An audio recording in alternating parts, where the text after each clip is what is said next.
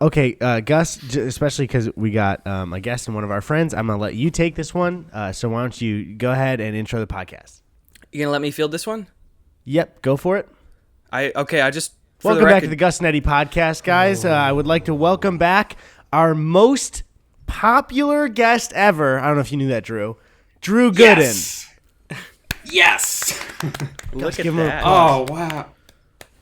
Kind of let me intro. Thought you were going to let me intro that, but I'm still excited. But okay, that's great. No, not really. Anyways, so let's move on. No. Shake that off. Why did you think, Gus, why did you think Eddie was going to let you do it? You know that kind of thing where sometimes you have a friend over and you go, my mom won't fight with me when my friend's over. Things should be smooth sailing, and then she does anyway. I kind of feel like that right about now. So.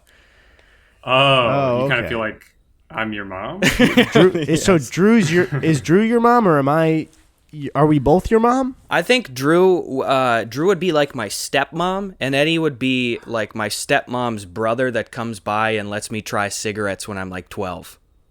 Oh. Okay. That sounds like Am I a MILF, though? Would you say? I would, without looking at you, just hearing your voice, it's very rich and ambery, so I would go ahead and qualify you as a MILF, technically speaking, yes. That's awesome. This is the best 1 minute of a podcast ever. First, you told me I'm popular and I'm a MILF. This is awesome.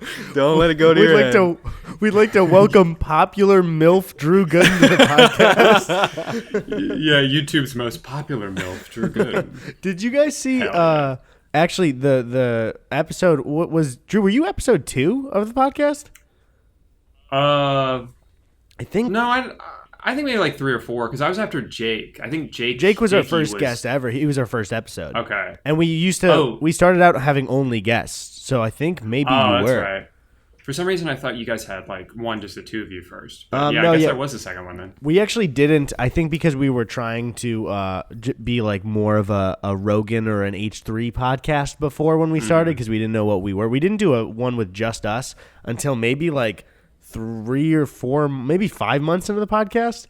Yeah, it was a while. Yeah. Yeah, and then people were like, "Oh, we've been waiting for these," and then we started doing them way more. But I don't know if you guys knew, the second episode of the podcast with you, Drew, has now crossed over 1 million views, and it's our only 1 million viewed podcast episode. Wow, that's really cool. So that's pretty much it. I'm proud of that. Now we're just gonna end this one, and this one will get a million views too. Popular MILF, Drew Gooden, and thanks, guys.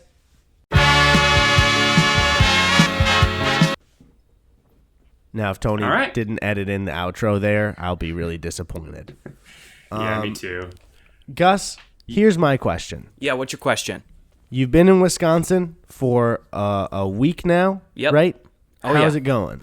It is. I think it's going pretty well for the most part too. Again, it is so weird being back here in rural Wisconsin because I had heard reports of it, but now that I've experienced it firsthand, it is an entirely different world in response to all of the things going on in the world right now.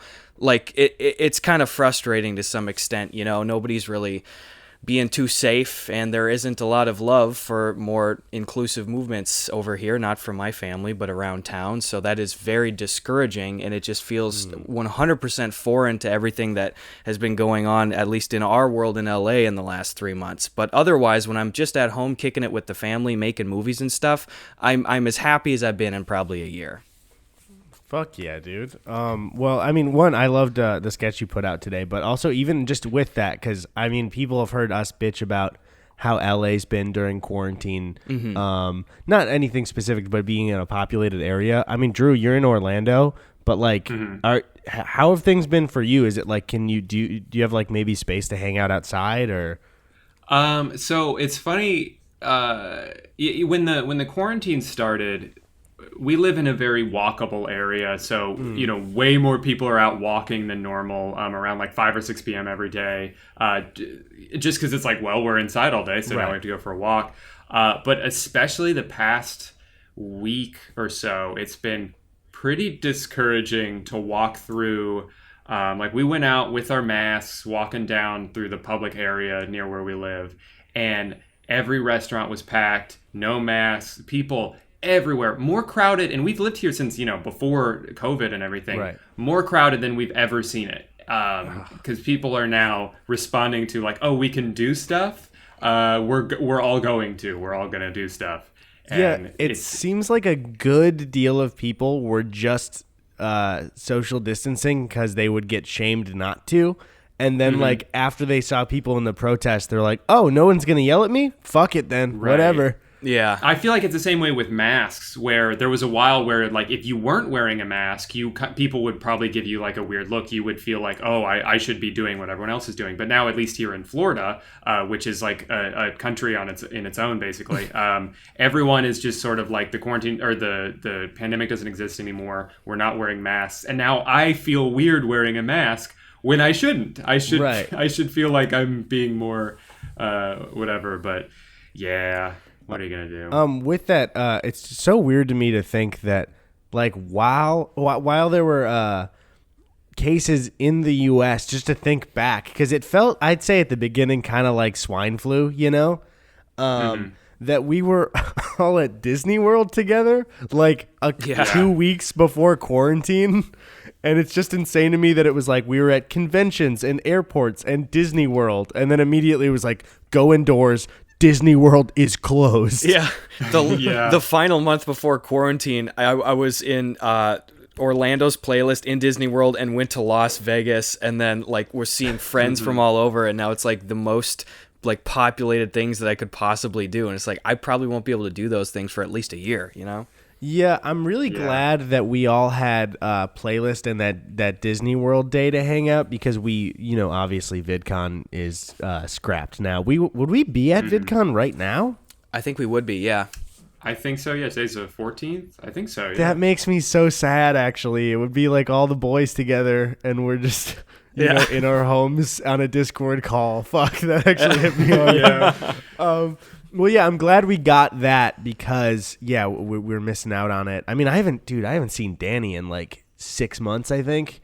I mean, also along with like my mom, which is a little bit more of a priority, but also Danny.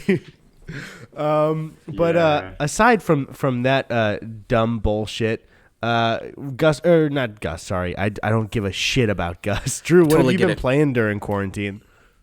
Oh, what have I been playing? I've been playing a lot of 2K.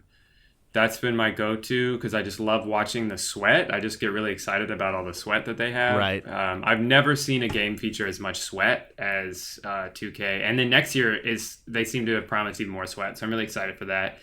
Other than that, I've been playing Dying Light, which you told me to play a while ago, and I bought it when you told me to. Played it for like an hour, and I was like, this is fun, and then I gave up. But did you play with us for like an hour, or did you play it by yourself? No, I played it by myself, because I think you told me to get it, but you had already stopped playing it. Right, yeah. So I was like, I'll try it, and I liked it, but I just didn't think anything of it. Then fast forward to a few weeks ago, my friends and I, who used to play Dead Island, back, which is a far inferior game. We used to play that on the 360. It was like $8 or something, and we were looking for something to play. So we're like, oh, let's play that again. And at first it was like, oh, this is fun. We're reliving the nostalgia. The game there is more fun to be had playing that game with friends.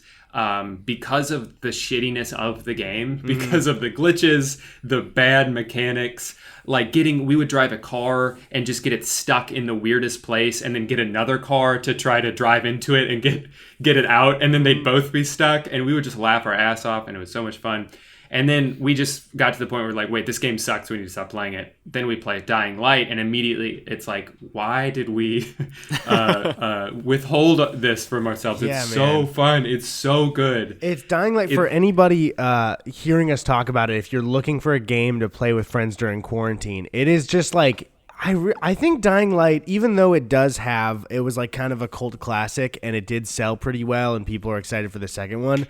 I would say Dying Light was probably the most underrated game of that whole generation, where you play it and you're like, how the fuck was this not more popular? Yeah, I definitely missed the boat on it. But playing it with friends is it's so fun. I think it was at the end of the zombie trend where, do you guys remember they were actually using the term zombie fatigue for the genre? And so I think it was like by that point, everyone was just like, I don't want to fucking kill zombies again. But I think we're all maybe leaning back into it again. what season of The Walking Dead were we on already at that Right. point? Like season 4, and now they're on season 20 or whatever. And it's like, yeah, there's definitely everyone got really excited about zombies, and then a bunch of movies and shit came out. It's like, okay, that's enough. But then going back to it, oh my God, it's so fun. And there's so many little details in it. Last night I was playing, and I was just swimming through the ocean trying to catch up to my friends, and I had like a jump scare moment because there was like a dead human body in the ocean, which is weird because like there's dead bodies everywhere, but they're all like mangled, they're zombies, they're whatever. It's weird to see like a dead like human woman, and so I told them, I was like, guys, you got to come see this, and they were like, what the hell? And then we realized I was right next to a cliff, and so we climb up to the top of the cliff, and like all her stuff is at the top of the cliff. Oh man! And it's just like the story that is implied that she just like jumped off or whatever onto the rocks, and it's like that, but it's such a little detail. It's not part of the game. I love shit like that. Discovering that and be like, guys, look at this. And I would assume it's so cool. I would assume too, like the way they probably meant for people to discover it would be you see that stuff and then you look out and see her. And so I just love the way you came across it, because it's just like. Yeah, the fact I was like, why is this body here? I gotta investigate. Then you look, I love just little world building shit like that. Like you're playing like Skyrim or something, and you come across like a skeleton with a chest full of like arrows, and he's reaching for a health potion. Just those little world building elements are so fun. I love that. Yeah, that's what sets apart the games that are like. They just spend a shit ton of time on. They work on all these little details, because I've been saying with Dying Light, the second one is coming out soon, but the first one came out 5 years ago. They could have easily pumped out a sequel by now, but I have such high hopes for the sequel because of how much time they put into it, and you have to put that much time into it if you're going to have all these little details for people to discover and shit like that feels like you're going off the beaten path to find it. Like Red Dead 2 had a lot of stuff like that. Like those things that just like it creates the world, and it's so fun. I love this game. Drew, did you put a lot of time? Oh, go for it, Eddie. I was just gonna say there was a moment in Red Dead 2 that was like that, but then I was so disappointed with it, where it was kind of agreeing with like kind of Jakey's problem with the game, because everyone had the same. Yeah, I think it was I was on the property for like, I don't know if it was some kind of like plantation type area. And I had walked into one part of the woods, and there was an outhouse with a chain around it, and there was somebody like screaming inside of it. And I was like, oh, what's going to happen if I shoot the chain? And then I go check inside of it, shot the chain, nothing happened.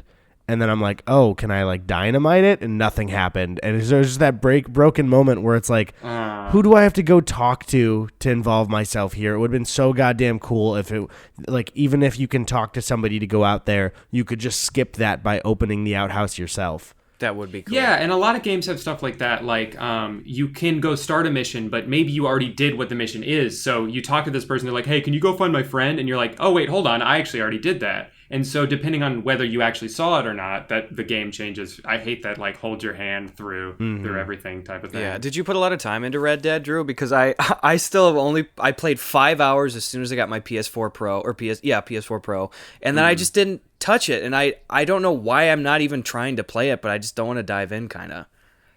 I had a similar, similar to like Jakey and you guys, like, I got really into it first. I was like, oh, this is cool. It's slow, but like I'm digging the world. I can tell there's a lot of detail here. I played it for maybe 20 or 30 hours. I don't know. I got kind of into it.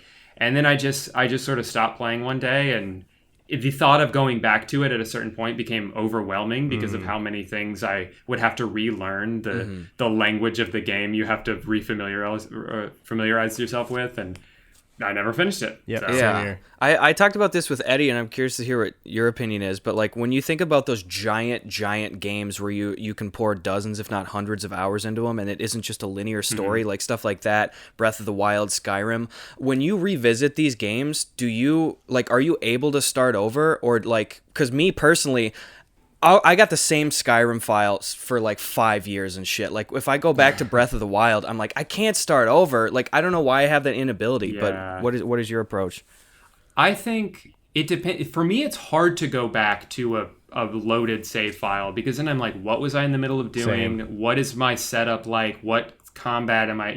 With Skyrim, I mean, I've replayed Skyrim so many different times. So like just randomly loading one, I'm like, I don't know what my choices were. I don't know. And I think it's the idea of replaying a game from the beginning sounds fun, but then I never make it as far as I think I'm going to. I'm like, oh, I'm going to start over and re-experience this. And then it's like, okay, well, I already did all this. What am I doing? Yeah, that's the thing. I feel like I put so many roadblocks for myself where it's like I could go back and re-explore these games, like even taking a few years off and being like, I'm going to wipe the slate clean, hit Skyrim again, something like that. I just...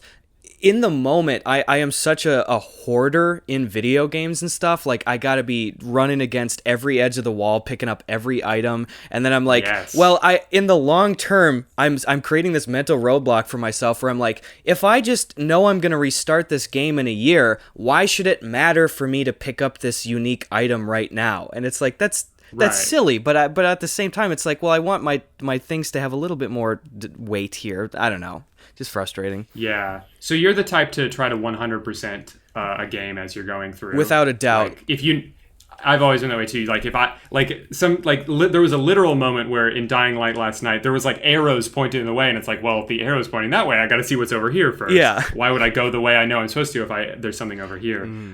My thing is, this is more of a newer thing. Like, I 100% games, or I have that mindset as I'm going, and then I don't even finish the game. That's it. And it's like, are you conscious of it too? Where you're like, what? I know I'm not going to finish this dumb shit, but I'm got to go get that Firefly pendant on my 10th playthrough of The Last of Us right now. Exactly. And sometimes it's tedious shit too, where it's like, it's collectibles. It doesn't affect the game at all, but I'm going to go out of my way to find it. With Spider-Man, I remember, so there are all these little things, and I enjoyed exploration. That game especially, is one of those games that's like, it rewards you for exploring. But I did so much exploring, I put off the story for as long as possible. I was exploring like every rooftop to find like the backpacks and stuff. And I was like finding 30 out of 30 of whatever these collectible items are, and I never finished the game. I got like halfway through. I just enjoy the tedium of like going through a collection log more so than playing the actual game. But that's I don't where know. I'm the opposite with it. Is like, I don't really care about collectibles, and I do finish the game, where it's just like a completely different play style. I think for me, I know if I start caring about a collectible that I know doesn't get you any upgrade or doing anything, I'm like, it's just gonna bother me that I don't have all of them, so it's just not even worth it.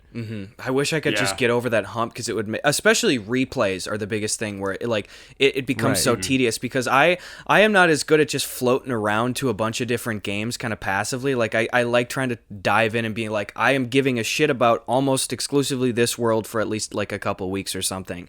But then it's like, if I have one of my favorite games of all time come around, it's like, well, I know I'm going to replay this a bunch. Like, oh, I'm going to go back and I'm going to play BioShock Infinite again. And then it's like, I know if I go over to that section of the map, it's going to take 10 minutes, and I'm going to pick up like a photograph that doesn't add to my gameplay experience, and I don't need it. Why am I going to get that shit? I just, it wastes my own time more than anything. Right. It's funny. So often I hear campaigns and games described by the number of hours it takes to complete them. They'll throw out whatever. It's like a 10-hour campaign or whatever. And then I'm thinking back, like when I played, I was like, I probably tripled that. Yeah. Because I'm not in a hurry to finish. I'm like, I got to see what's over there. I'm like, I'm just doing too much. I spend, like, Dying Light, half the time I'm just, I gotta optimize my inventory, gotta figure out what, I don't need this gun, this is taking up space, I can make some med kits. It's just shit I'm not even playing the game, I'm just preparing for more game in the future. So, sorry. Oh, no, I was gonna shift a little bit, go ahead. I was just going to say the last thing, with survival games, that's the extra torture, because even for me, it's like I'm always planning for moments, and then when the moment actually comes, I'm not thinking about how I plan for it. I'm just using the guns. Exactly. Yeah. Oh, like, dude, I'm replaying Resident Evil 4, which is probably the game I've replayed the most. I might be on my 12th playthrough, like full-on playthrough right now. And it's like, I know I'm going to finish the game with hundreds of valuable bullets that I could have just used, like just pissed away in the wind, and I'm just hoarding them the whole game. And I'm like, why am I fucking doing this? Like, this is just pointless. I hoard consumables in games like crazy. I go out of my way to find more, and I'm like, that's with Skyrim. I've always been that. I know Skyrim. It's the same thing. Like, I've played it so many times. I know it. I know that I don't need this many whatever potions. I know that that I should just use like a strength thing or whatever to make a fight easier, but I'm like, but maybe I could do it without it, and then I can save that for the future, and then I never fucking use it. Yeah. I saw a YouTube video about that. I forget who it was. It was like why I never use consumables in games, and it was that kind of mindset of like you just want to save it for the right moment, and then you just ignore all of these moments where it could be the right moment if you just fucking use it. That you finish the game with like a million extra things, all this extra ammo. It's like, man. And I'm trying to overcome that mental roadblock where it's like, I would rather just use it and then regret it than like hold on to it until the end of the game and be like, oh, I should have used that earlier. Like, why didn't I use that earlier when I could have made that fight easier? But yeah, it's weird. I don't know. With that, then like it's like we can't help it. It's just the way our brains are programmed for those certain things. Yeah, it's so dumb when your brain is telling you like this is dumb, but you're gonna do it though. Yeah. But Gus, did you have something separate you wanted to say? Yeah. Well, Drew, I was gonna say too. You know, you mentioned 2K before. Like, are you somebody that kind of follows these annualized sporting franchises? Like, what are some ones you enjoy? So I've been writing and rewriting a million times a video I want to make about the decline of sports games. And I'm really excited about it, but it's something that's so important to me that I want to make sure it's right. And I don't want to like, if I have to have like a sponsored video in a month, like I don't want to be like, oh shit, I need to finish this video, whether it's actually done because I have a deadline. So I just keep putting it off and off and off. But I am very passionate about sports games. I played Madden my whole life. Madden 20 was the first one I didn't buy since 2003. Every year, for 17 straight years, I bought Madden. I played it religiously. And then Madden 20, I was finally like, I'm tired of supporting EA. They lie to us every year. They're like, oh, this is going to be better. New thing is going to be in the game. And then it never is. Or they just take like a feature and they rename it. It's like, oh, the new Frostbite engine. And you're like, oh, cool. So the game's going to look better? No, but the engine has a new name. And it's like, well, then who fucking cares? Or the new graphics engine is only for the cutscenes in this story mode that you're not even going to play. It's not for the actual game. It's like, well, then I don't.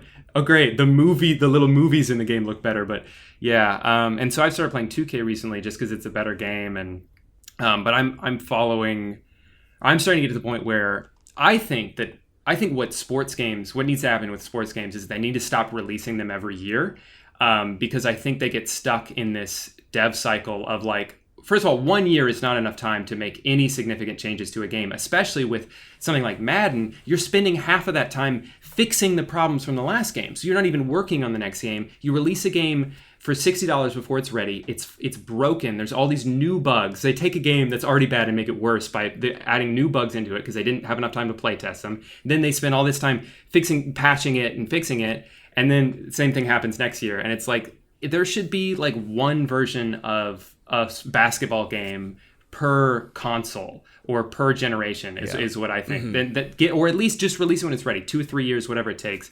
It makes me sorry. Do they do the model like Call of Duty where like does 2K have 3 developers cycling through, or is it just the same one every year? It's just one. Oh Madden my is the same. God. It's EA Sports. It's same. Yeah. There's no. Yeah, and people like. We wonder, like, oh, how come Madden 20 is the same as Madden 19, except they added one thing? It's like, because they didn't have any fucking time to add anything. Why do we expect that the game would be better? At least with 2K has been a better game, so they're not adding a lot of, like, new things every year, but at least it's still a good game. It's just, like, disappointing, but it's still annoying. It's like I'm spending $60 for a roster update, basically, when there's nothing new. And they make all their money from microtransactions anyway. They make way more money from the card packs that they sell in the game than the game itself. So there's no reason to even charge $60 for it. I don't know. It's something I'm extremely passionate about and has no effect on any real world problems, but I think that's fucking cool. That's really cool. And dude, one thing I was specifically thinking about the other day, like in terms of sports games and stuff, is I remember when I was younger, like I used to follow professional football. I think I was telling you in Florida, like I used to follow it a lot more heavily, when I was coming out of elementary school to about the end of middle school. And then I just, I fell off on it too. But when I was a kid, I would get my hands on any video games that I could. And a lot of the times, inevitably that was like sports games for the PC and stuff. And I was thinking, like, from a market perspective, has the I'm trying to think of how to say this. Has the amount of different like licenses and IPs and stuff just shrank over time? So it's like you're kind of just hitting the heavy hitters like Madden and 2K and stuff like that. Yeah. Because like dude, I found my CD collection from like, you know, the early 2000s and late 90s and stuff like that. And I was pulling shit out there like Wheaties All-Star Baseball. And here I have a disc in front of me right now that I just found in a closet that is called Al Unser Jr. Arcade Racing for Windows. I'm like, who the fuck is Al Unser Jr.? Like, could anyone just get a video game? Dude, there's shit like that. That's like the 2K games used to have it where you could fucking, you could like become a professional football player and like buy furniture for your mansion and shit. It was awesome. Yeah. Damn. Yeah. Well, to me, the peak of football video games was like 2005, because there was 2K. 2K was still allowed to make football games, and theirs was better than Madden. And then there was also like NFL Game Day was another one. The point was there was multiple options, and then in 2005 the NFL and EA came to an exclusive agreement. So okay, now only Madden. Madden is the only football game now. And so Madden was good at the time, but there was no competition from that point on for the next 15 years. It was a 15-year agreement. No competition. It's like, what the fuck do you think is going to happen? God damn. When you say EA Sports, you get this game every year. It's the only football game. If people want to play a football game, they have to buy it. It's like, why do they have any incentive to make it good? Right. And even though people have been complaining, you can look at like the Metacritic scores. You can search.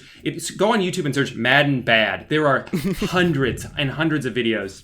And they, even though all of that, they don't care. The NFL just re-signed again with EA for another 5 years of exclusivity.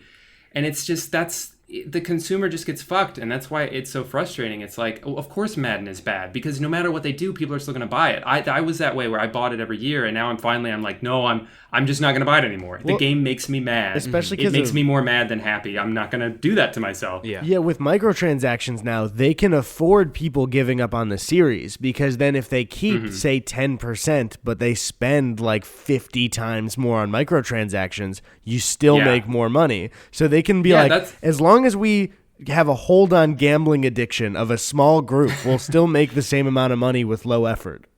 Yeah, as long as we have this weird form of legalized gambling that children can take part in, then we know that we're set. And you have YouTubers that sort of perpetuate the cycle too, where they have all these videos of like opening card packs, and they spend hundreds of dollars until they finally get the cool card that they're looking for. And then kids watch it and they're like, oh, I want the cool card, so I'm going to go spend money. And they don't get it because it's a roll of a dice, and the dice is rigged in favor of the game. So it's yeah, it makes me mad. Why? But back on like you were saying, Gus, so like back in like the old days, there were so many just random ass sports games. Like all the backyard games were great. Backyard football, backyard baseball. Dude, NFL Street fucking slapped too. That shit was fun. NFL Street was incredible. That was so fun. You can go back and play that now on the PS2, and it holds up. It's still just like a fun game. And that's what's crazy about Madden too, is like there are games that you can go and play on the PS2 or the 360, and like they play better than Madden does. Obviously, they don't look as good, but like they just have a fluidity to them,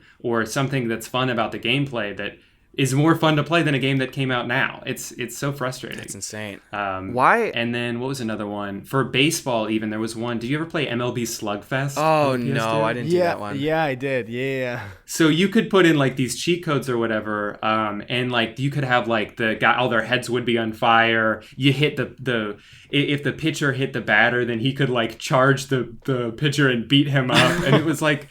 Shit like that is like, they were so creative, I feel like, with sports games, and now it's just like you can play Madden or 2K or FIFA, and they all suck, and that's all you get. God, that is a huge fucking bummer. Why by the way, and if any of this shit is just too revealing for what we're gonna inevitably see in your video anyway, like you don't have to answer stuff, but why the fuck did John Madden's name get attached so early? Was he just like ahead of like the curve and being like, maybe I should kind of go in on the naming scheme shit for this like football video game stuff? Like why is he the name of the biggest football franchise stuff now? Well, I would assume that he invested in making the original ones, because I think, when did Madden start? Like 96 or something like that? 80, I think 85. Oh, holy shit. Let me look that up there. I didn't know that at all. Okay, hold on. Okay, hold on. I'm realizing maybe that's totally wrong. Maybe it was like 90. First Madden game, okay, 1990. Okay. I don't know why I thought 85. Still, that's the middle ground between those two. Yeah. I think he invested in that probably, and I would guess that John Madden had such a pull with the NFL that's why that deal was made, because it's like no matter which one's the better game, he was still like, around at the time, like in 2005, where he could totally just be like, I'm sure he was just like friends with everybody at the NFL. Of course. And I think that ultimately his namesake contributed to the NFL's decision to like, okay, which developer are we going to get married to? Well, obviously the one with John Madden's name on it. And it sucks too with these decisions where you have probably a room full of 5 like old white guys who don't know anything about video games, and they're just looking at some graphs like, well, see, last year we scammed this many people and got this much money from microtransactions. And so the old white guy's like, cool, yeah, well, let's more Madden for everyone. Who cares what the consumers are actually saying? That is the depressing reality of sports games, where you have just a handful of out of touch people making decisions that screw over millions of consumers. That really is frustrating. And then they have the fucking... Oh, sorry. Where, like, they don't have... How hard would it be to, like, kind of roll the dice on something? Bring in a new guy. Bring in a couple more... Just a few people that are more, like, kind of internet savvy, that are listening specifically to some of these threads and stuff. I don't know. That's just frustrating. What I don't understand is they have the nerve at, like, E3 to then come out, and it's everyone's least favorite part of every gaming conference when they start talking about fucking FIFA. And it's like people care about FIFA, but FIFA fans don't need some guy in a suit to come out and say what's new about just fucking put it out in a release. They know it's going to be the same game next year. Yeah, Madden to me is made by people who have a background in marketing and not video games or sports. That's why one of the reasons I like 2K better is just there are things in the game that it's like, okay, at least the people who are making this have seen a basketball game before. Yeah. But Madden, it's just like the features that they try to get us excited about are like, if you've ever cared about football in your life, you wouldn't give a shit about that. Why is that? You're like, oh, we're bringing the Pro Bowl back this year. No one watches the Pro Bowl, and the Pro Bowl used to be in the game until you took it out for no reason, and they re-release it as a new feature. It's like, fuck you. I remember when it was in the game for 15 years. The feature is something stupid that some people are asking for, and then instead of calling it Pro Bowl, for some reason it's called, like, Ultimate Game or some shit like that. Yeah. It's like, why did you do this? It always seems, for even somebody that, like, is not, like, I do not follow those series at all, but it seems like when I do see them mentioned, a large push is just like, look how much prettier it looks this year. And like, I that's all I don't care, like, about that. Like, I already know going into it. It better be fucking pretty. Yeah, and it's like, I already know going into it. I'm That's like, a given. This is going to not be a very good looking video game relative to anything that's out. It's like, that's not going to sell me a fucking copy of Madden. It's like, look at the sheen on the helmets, the glistening on the grass. Like, I don't care. Yeah, it doesn't matter at all. One thing is, I think that's originally why you said the sweaty thing, Drew, too, is, they'll always with 2K make the player really sweaty when they announce it. And then, like, it makes the graphics look better, and people will compare, like, oh, look how much better it looks with sweaty player compared to dry player last year. Yeah, and if you just show the sweaty picture from last year, it's the same goddamn game again. Right, just with more sweat. Yeah. And Madden, they're very aware of that too. So Madden is at a point where, like, you click on like a player in franchise mode or whatever, and it just shows him standing in the locker room, full uniform, covered in sweat, because it looks better to have sweat on. But it's like, why is he sweating if he's just standing there? He's not playing the game. It's so. And also, dumb, it's like, look how good this close-up sweat looks. Now back to the game where the camera resides about 75 feet above that. You never even see that. You can't even see the sweat. Who cares? Also, one thing that I hate that they took out of Madden games, which was my favorite as a kid, is being able to run off of the field and just through the wall of the stadium. You remember where you could just dip in and out of the wall all the time? Yeah. And then I remember they added a border, and it's like, come on, guys. I love doing this shit for a funny replay. If you were to go through the past like 20 Maddens, and wanted to pick and choose like the best features or the best version of any particular feature from whatever game it was, it wouldn't be any of the recent ones. It'd be like maybe the best this is from 07, and then the best this is from 08. There was one point where after you scored a touchdown, you could still control your player for a little bit, and you could run to a certain part of the end zone and do a different celebration, or just run in circles or dive and do whatever. Just like a fun thing to like, oh, I scored a touchdown and I can still control the guy. But now it's like you can do a celebration after a touchdown, but it's like you hit a button and then they just show you an animation of it, and it's like it's more like it was fun when I could control it, and I don't understand. Maybe this looks better, but no one. It doesn't matter how it looks if it doesn't play good, if it's not fun to actually play. Yeah. They don't give a That's shit. a big fucking bummer. So fuck EA. Gus, Fuck EA. do you want to get into, and check it out, some Drew Guntas today? That's Drew questions in Spanish. Why didn't you call him Pre Druntas? That was so, I'm sorry. That's so much better. I'll retire. That's okay. I'm just. Pray Goont Drews. First, a word from our sponsor, Al Unser Jr. Arcade Racing. All right. Follow us on Twitter, everybody, at Eddie Burback, at Gus Buckets, and are you at Drew is Gooden? Most certainly am. Ooh, that's a good little username, guy. Why don't you stick with it? Thanks. I will. Thank you. All right, so into our preguntas. That's English-speaking viewers. That's questions. Here's a question from Ethan Moore. Says, disagreement. In quarantine, I got my dad into Breath of the Wild. He plays it all the time, even in the bathroom. This is our family shared Switch. I think that this is gross, but he does not see the problem here. Who is right? It's your family Switch. That's fucking and your dad is taking a shit and getting his shit fingers all over. Oh my god. Oh no. Who is right? I'm conflicted. What's that good? Because I'm conflicted because from for hygiene reasons, obviously it's gross. I hope maybe he can just get a Lysol wipe that baby down every time. But on the other hand, it's like if my dad got really into Breath of the Wild, one of my favorite games, I would be willing to let it slide just because I think that'd be such a cool bonding thing to talk about the game and get to like have shared experiences. But wipe that shit down. Drew, what if he only played it in the bathroom? So that was like a full compromise. And he played, we're assuming like hundreds of hours. Oh, well, he's getting all 999 Korok seeds, so yeah. Of course, so he's ordering triple the meals, so he has to poop more. So he can play Breath of the Wild. Your dad gets a crippling scarfing down case. food in there. Yeah, he's playing with one hand, eating with the other. So as long as he's constantly eating, poop is constantly coming out. I think that's how it works. I would say, with this disagreement, like you said, Drew, it's like, yeah, you're right, but I wouldn't correct my dad because that's so fun. Mm-hmm. Yeah. Did your parents give a shit about like your video game stuff when you were growing up, Drew? Did they ever come in and say like, "What's going on? What are you doing? What's happening here?" A little bit. With Madden and sports games in general, like my dad is also a sports fan, so we could talk about that. And we'd play with each other every once in a while, go against each other. He would always beat me, even though he would never play the game, and I would play it all the time. He would come in and whoop my ass, and it's like, God damn it, how are you better at this? You don't even practice like I do.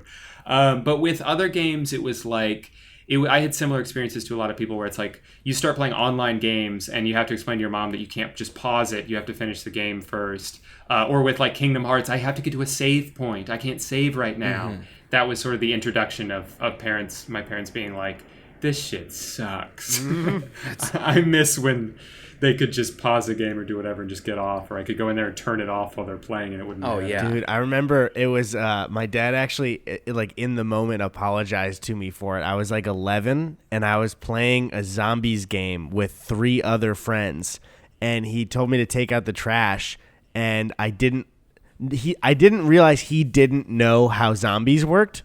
And so he got kind of mad at me and thought I wasn't listening to him. And we were breaking our zombies round record, and he turned the Xbox off. And I straight up, which I would never do at like 11 or 12, was just kind of like, do you know what you did?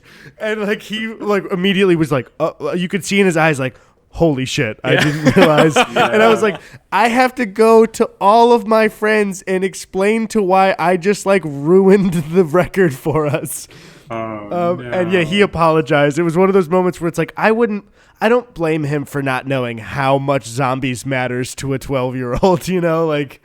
Yeah. But goddamn, that moment. I think that's a heartbreaker. Do you remember similar thing of parents not knowing the weird intricacies of video games was, do you remember with the Xbox 360, if you moved the Xbox while a game was playing, it would just destroy the game? I did that to the one of the we got Kung Fu Panda and Lego Indiana Jones Xbox bundle, and Tony loved Indiana Jones, and I didn't know, and I moved the Xbox and destroyed it within 1 week of having it. So yes. Yeah, that's one of those lessons you had to learn the hard way. There was no but I think my mom did that once. She came in and it was like on its side, or I was standing up, so she set it down while something was playing, and I was like, no, Mom. and then sure enough, I got the unable to read disc, the saddest thing to see. Did it just scratch it, or what? What did it do? So the game was spinning in there, and it wasn't like locked down very well. There was too much freedom of movement, I guess. So if you moved it, it would just get this giant ass scratch ring right in the middle, and you could see it. You took the game out, and it was like I remember like GameStop they wouldn't even take a game. It's like that's the first thing they'd look at. Yeah, I'm not taking this game back. There's a giant fucking ring on it. I know what happened, and I know why you're trying to sell it. Damn. The worst thing too is it made just this awful noise when it happens too. Just this fucking, like, when it happens that the game is broken without a doubt. It's just this like deep like printer whirring noise, and you're like, that game is just gone. Yeah, it's like a 15-second period of just your heart singing to your stomach, where you hear the noise, you're like clenching your whole body because you're like, no, and then you're watching the game. Is it gonna? And then the game freezes, and then you get the unable to read disc, and it's just this. It's like getting beat up by your Xbox. It's so sad. Yeah, and I at the time too, even with that Indiana Jones one, I had no money, and so we just never got that game. Tony hasn't played it since. It just like ruined the game. Exactly.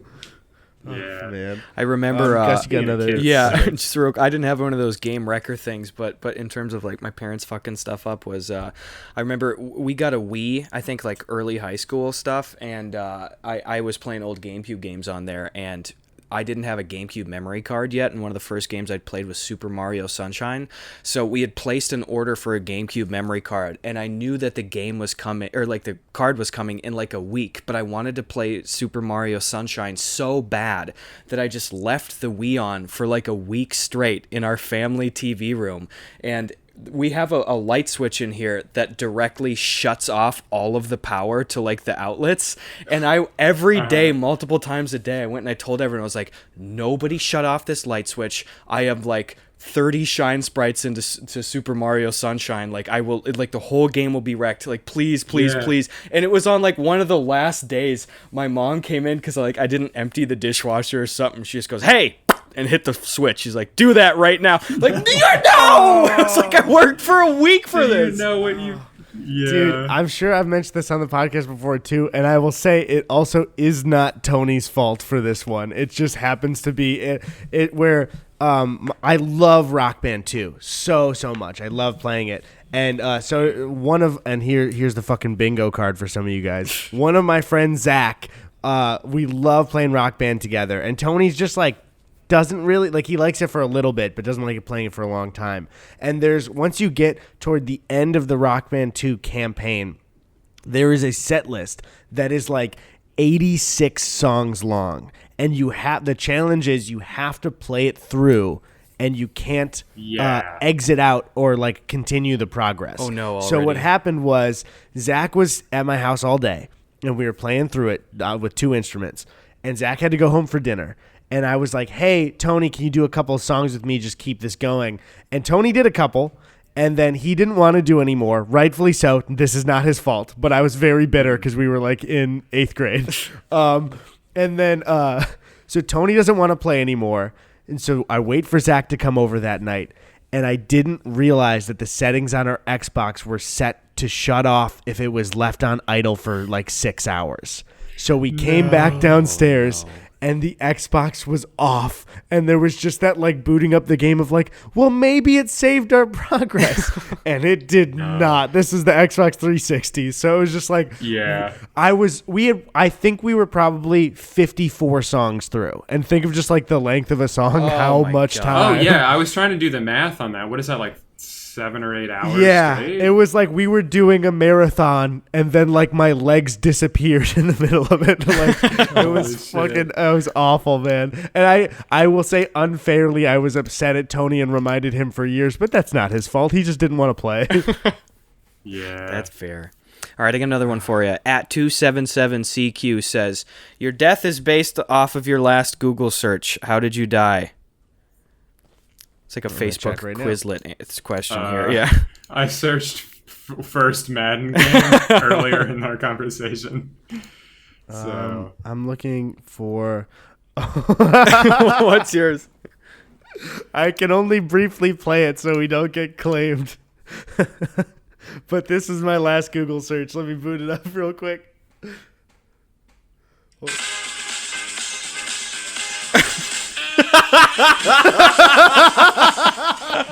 Why? What did you search like God. Benny Hill theme song or what? Yeah, because I added a Stream Deck button to my stream where if somebody's running from someone in Gunfight or Warzone, I'm going to start playing the Benny Hill theme. That's a good one. But, yeah, so I don't know how my death is based on that. I guess maybe a killer is chasing me through the house, and that's the music. How humiliating whatever would it is, that it's be? a funny ass death. All right, let me find mine here. I can't believe that was the last... Because I was checking my history, and other ones were like Twitter links from like memes friends sent me, but that was the last search, was the Benny Hill theme.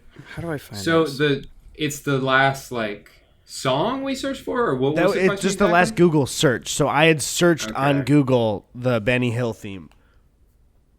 And so that was... Well, mine is depressingly literal, where one of the last things I searched was like, what's a normal heart rate? So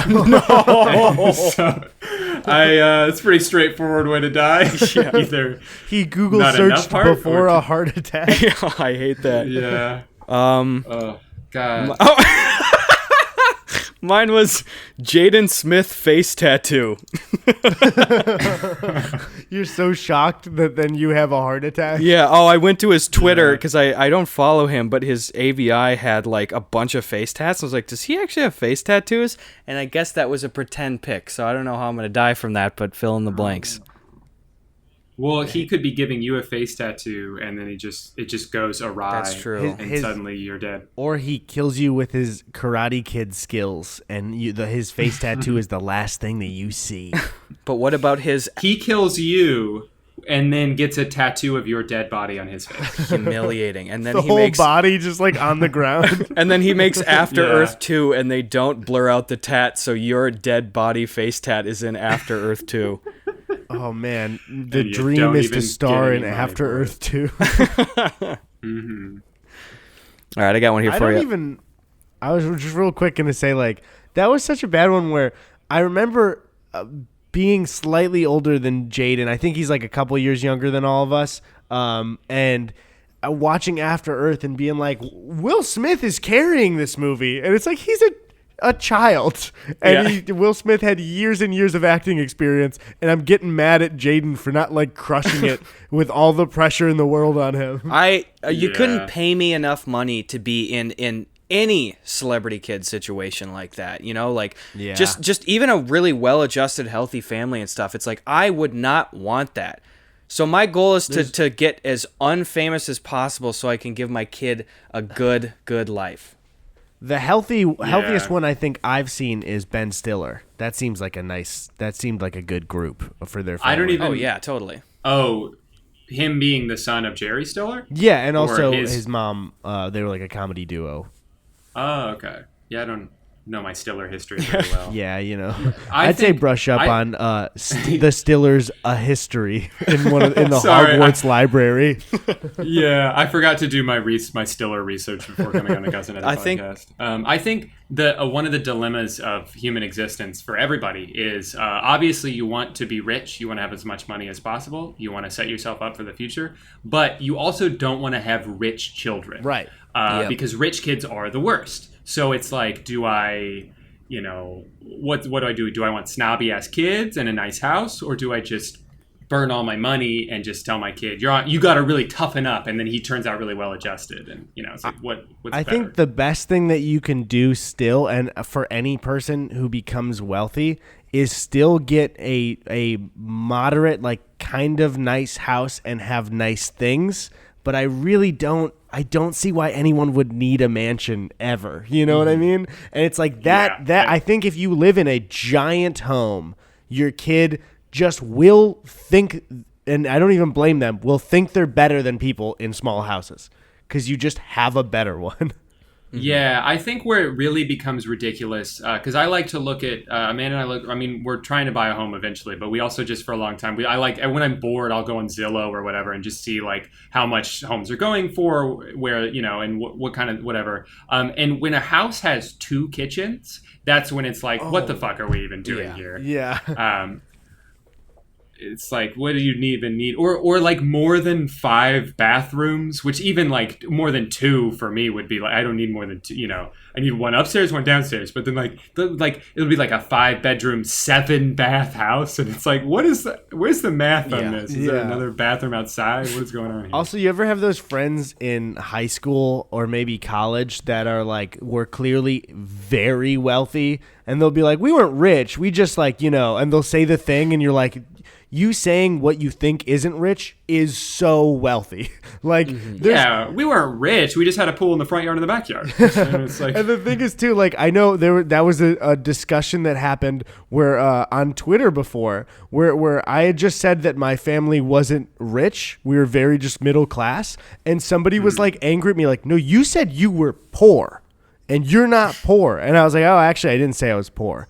And then they were just like in this competition with me where it's like, you had a basement with tile on the floor.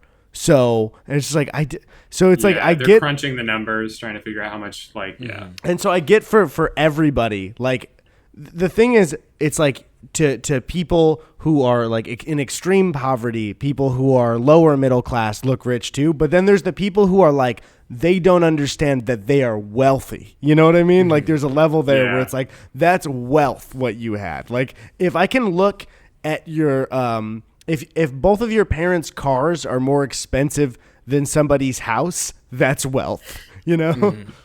Yeah. You got another pregunta, Gus? Damn right I do. This one comes from @aestheticallymb, and they ask, hey, I've been thinking about this for days, but can Spider-Man testify in court? Because since Spider-Man doesn't have, like, an identity that people know, is it possible for him to testify? How does he get subpoenaed? I don't think he can testify in court. I think the whole thing is he's a mass vigilante, so technically he's breaking the law all the time. That would really bog down Spider-Man as an idea if he had to, like, go through the legal system to be, like, a witness and stuff every time he, like, saved a mugging or something like that. Yeah, especially with the internet and the real world, you think now, like, no matter how flawless any hero would be if they existed in the real world, everyone would fucking hate them, man. Oh, God, like, yeah. Who are you to fucking beat the shit out of a criminal? It's like, where did they grow up? Yeah. You know what I mean? Like, or it's what are the circumstances that led them to crime? Yeah, or in Spider-Man's case, it's like, I have this life-saving, web-slinging technology. I'm not going to share it with anybody. It's like, all right, prick. You even get 5 more buddies that you trust or something here. Anyway. @Hippopotamus said, hey, I've had a lot of arguments about the word sleepy being a dumb word. I think it's the same as saying I'm Edie instead of I'm hungry, and you should just say tired. Thoughts? What? What? That's so fucking stupid. I don't get the analogy. I don't even want to I'm Edie. The word, if you're looking for one, you're hungry. It's just a different. There is an E for eating. You just like, I get they're trying to say you take the word, but it's like with that one that works. It works with. Oh man, that's so stupid. Anyway, @GBillSmith said, what TV show should have had another season? Drew, I'm interested That's with your question. sitcom ones. What your immediate thought might be. Probably The Walking Dead. No. I gotta think about that. Because I don't know, a lot of shows that were really good, you don't think that they need another one, but I guess one that's canceled maybe. I can think of a lot of shows where personally I would have liked one fewer season, you know? Yeah. There's a good deal. Yeah, of I those. think that's a catch-22, I guess, because like, and I even have mentioned this in videos before, where it's like, obviously, like, if a show seems perfect, like Avatar: The Last Airbender to me is a perfect show, the desire is to be like, oh, they could have put in one more season, but that's because you want to see more, but that doesn't necessarily mean So maybe it wouldn't be a story-based show like that. It would be something like, I'm just going to use The Office as an example of one that can kind of it's more of a sitcom. They can do a million different things. It doesn't matter. There's not like one beginning, middle, and end. Yeah, I would have. But there were plenty of Office seasons, so that's not my example. But something like that. Yeah, I would have liked. I think Community with Dan Harmon could have done really well with a season 4, but everything got ruined. So, because then by season 5, it's just like I don't know what I'm watching anymore. It got fucked up in the last one. I feel like there's a lot of shows that I like that had too many seasons, more so than one where it's like, oh, they just needed one more. But maybe something will come to me. I just can't think of anything. I've always said too, and I'm not trying to be a bandwagoner at all too, but I was so disappointed in the final season of Parks and Recreation. Like I enjoyed like the finale to some extent, even though part of me was kind of like I kind of do like the model of leaving these characters somewhat preserved in time, or at least within a few years. Like maybe jump ahead a little bit, but it's like.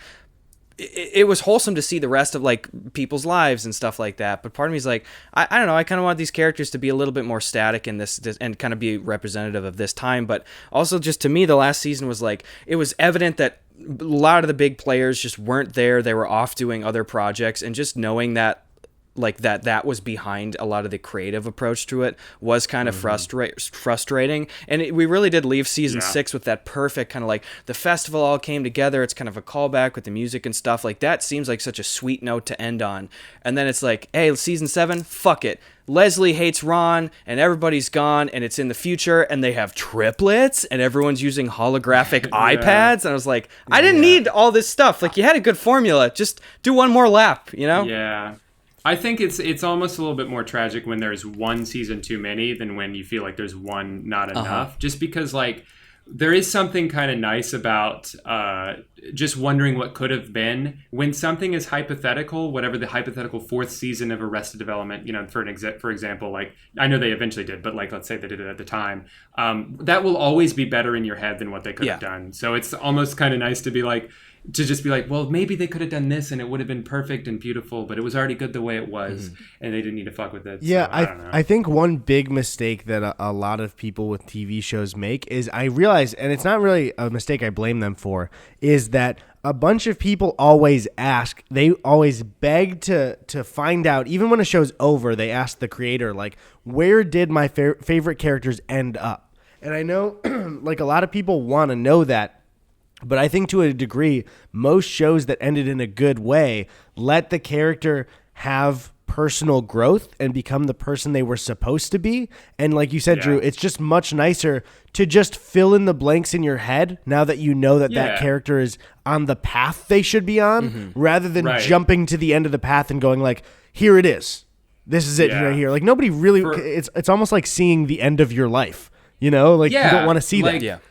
Yeah, like exactly. That's a good way of putting it. It just as long as it feels buttoned up in the way that they are sending them down the right path or whatever path feels good for their character, then you can fill in the blanks. So I think that's how that should be. I don't know. Absolutely. Yeah. So I guess no TV shows. Yeah, I guess TV's fucking stupid. Really important biting question here at Dustin G2299. What would hurt worse, falling down an escalator going up or one going down?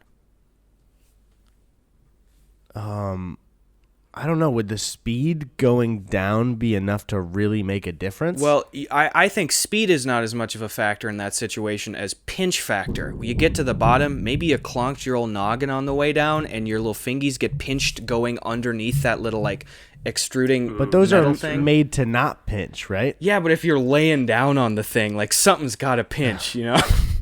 My favorite Jack Nicholson film, by the way. I would, but then it's like if it's going up, you have a prolonged fall theoretically. But the thing is that's like sounds more cartoony. I feel like you just still fall straight to the bottom. You know what I mean? You have not seen me fall, Eddie. Yeah, I like the idea that the elevator or the escalator is going up fast enough and you're falling slow enough that you're just falling in perpetuity. So I would go with that just out of sheer comic value. Well, you remember that fucking video of that dude that's like sprinting down the escalator and the people edited like the sonic rings on him, like he just fucking slams into people. Oh my God. So I God, just think there's a momentum to going down that whatever you're hitting at the bottom, you're going to hit hard. And I don't know what really the difference of up or down would really make, but I feel like maybe I'd rather some resistance than just like speeding you down this death trap. You know what I wonder about that, because I've seen that video specifically where it's like that guy is the clear asshole in that situation too. You know, like he's trying to run down the down elevator and then just fucking barrels into people. And I think about like stuff like that, and it's like that guy is obviously an asshole in that situation. What if that's the only asshole thing he did? I doubt it based on, you know, the conviction that he went into that. But what if it's like one of the only just fucking prick things he did, and it's on film, and now for the rest of his life it's like, fuck that guy that ran down the bad escalator. What if he was shitting his pants literally, you know? Yeah. Yeah. That's right. Well, that's just a life lesson. Like, just make sure you never fuck up even once. That is a good point. Yeah. So just be because perfect, that's how children in their Twitter communities treat it. Is if you made a mistake at one point in your life, you can never grow. Mm-hmm. It's important to hold that standard. Yeah. Thank you. It's important that we make sure that anybody who makes a mistake is branded as awful for the rest of their lives, and that's how you make sure people are good. Is you make people who do bad things feel shunned and resentful. That's how it works. That is a good idea. Keeps them accountable. Yeah, I like that. Got one final one here. We touched on this a little bit earlier, too. So if we're retreading too much, then fucking end it already. At Supa Koopa said, what is the best bad game? The best bad game. Oh. I don't know. Well, the thing is, I've had fun watching people play bad games, but I don't know if there's one that I've super enjoyed. Like there's some series that like Funhouse has done when even like some now and someone they were doing Inside Gaming that they made hilarious with it. But I don't know. Is there one for you guys with your group of friends that you really like that's just like dog shit? I have a similar experience where there's like a quote unquote bad game and it's like the idea of it is funny, but playing it sucks. Because it's a bad game. Like Dead Island was like that, where it's like the things that are shitty about it are funny at first and we can enjoy them together, but eventually it's just frustrating because we're trying to also progress in the game. I think of games like maybe like Goat Simulator, where it's like, oh, the idea is funny, it's a purposely dumb game, but it's not really fun to play. I think one for me that I played recently that I will just classify as a bad game, even though maybe it is a good game actually. Did you guys hear that thunder? That was loud. Oh, yeah. Anyway, it's okay. It's called. It was on like the Xbox Arcade or something. It's like Supermarket Shriek is what it's called. What the hell is that? And so it's like so there's two characters on a shopping cart. It's very cartoony. It's an arcade style game, and they're screaming loud enough that the momentum of that is what propels them forward. Basically, you hit right trigger to scream on the left side and turn. It's almost like, think of it like rowing a boat or whatever, and the right side is your paddle. It's kind of like that. But instead of that, you're shrieking to get through a supermarket in a certain amount of time. But what's fun about it, or what's insane about it, is that when you are playing co-op, one of you controls the left side and one of you controls the right. Oh, I like that a lot. And it is so we were the discovery of that mechanic. I thought we would like each have our own. No, I'm on the left, you're on the right, and then having to coordinate that while we were pretty intoxicated too. And it was just, we were laughing our ass off, my friend Cody and I, and it was just but it's like an objectively bad game. It's just a dumb game, but that was so fun. And I think it's free on Xbox or like Game Pass if anyone's looking for a. There's some of those, where there's like a fun mechanic, and the game might be dumb, but it's like really endearing. And I really appreciate those games because like with that, Drew, it's like I'm sure there are, but have you played a co-op game like that since? You know. No. And so it's like you got that. It's like that might just be a good game then, you know, because like you got that experience, even though it was probably low budget and not like great altogether, but still like it gave you an experience that you couldn't have anywhere else. Get fucked, Drew. God. What? I think for myself, the worst kind of game is one that like isn't. You can't outwardly just be like, oh, this game is so like easily just fucked and broken, but it's one that like tries hard and still goes to a lot of goes a great distance, and then just is still really disappointing. And I think my choice is, it's one I've spoken about before, but the PC game Jurassic Park Trespasser is like, it's innovative as fuck in so many ways, but it is just so blatantly broken and bad and disappointing, where I have had such fun playing it, and it's not even a multiplayer thing, because it's like still as goofy as it looks, like it's a fun aesthetic, and it's really one of the only kind of like semi-playable first-person Jurassic Park kind of shooter things, but it's busted as fuck. I've said before, like dinosaurs can't go into any of the structures in the game at all. They were unable to program them, so you'd be running from a velociraptor as like in a first-person shooter, and you would go into like a 3-foot wide little shed, and it would just stop and stare at you, and then you could just like blow the shit out of it with bullets. Like, it was just so fucking broken. The physics were terrible. You controlled your character's arm with your mouse, and they wanted to have both arms be controllable, but they ran out of time, so they just said, fuck it, we'll write some text in the beginning that says her left arm is broken, so you can only use one arm. Like, it's a disaster, but there's a lot of fun gems in there. Yeah. I like those. I think to a degree, like we're saying too, it's the things you like about those games are something that is like really endearing and actually fun, but it's different from bad movies where you're just laughing at it, you know, where it's like a good bad game still draws you in to a degree. And so it's like, it's weird that those having a bad TV show and a bad movie are pretty similar, but a bad game is just like completely different. Absolutely. Yeah. And you can have a totally different experience with a bad game than someone else. Someone can play it and just enjoy the absurdity of it, and then you could play it and be like, this is just fucking stupid. I'm mad. It sucks. That's why it's fun to watch like Game Grumps or people like that play like some of these weirder ones and just get to watch them suffer through it. So because they fill in that enjoyable part, especially I don't think you can enjoy those things alone for the most part. You know, It's like the same thing where a really good bad movie is just nowhere near as fun if you're by yourself. Mm-hmm. Yeah. And then there's something fun too about watching someone else suffer through it. Whereas if I was playing it by myself, then I'm just suffering through the game. But now I can laugh at them having a miserable time. Right, exactly. Well, and so I guess the bad game was this podcast all along. Was that good? Guys, is that... Come on, man. That's kind of... One of you tell me it was good. If just Gus, go ahead and... Actually, you know what, Drew? I'm wrapping some stuff up. You want to field this one? I'll take next week's. Just one I of am you, actually you just, in the middle really of... you could just say it's good. You could even lie to me. I'm okay with that. Gus, if you don't mind fielding this one, I got to just tie up some loose ends over here. Yeah, totally. So I realize that you both are wrapping things up and tying up loose ends, and probably you could even... I'm giving you the pass. You could just lie to me. Everyone can know it's a lie. Just one of you guys could say it's good, and it would feel nice for the end of the podcast. Drew, really thought I was going to be able to wrap this one up here, but I'm looking around me right now. I'm seeing about half a dozen loose ends over here that need immediate wrapping up. So if you don't mind, kind of just grabbing this one, that'd be great. I've got about 7 or 8 loose ends. Where are you guys getting what loose ends? Hold up. Is it a physical? Oh, okay. I just looked under the coffee table. table, discovered about 6 or 7 more loose ends, bringing us to a total of about. You could 13, probably tie up. This ends. is a loose end.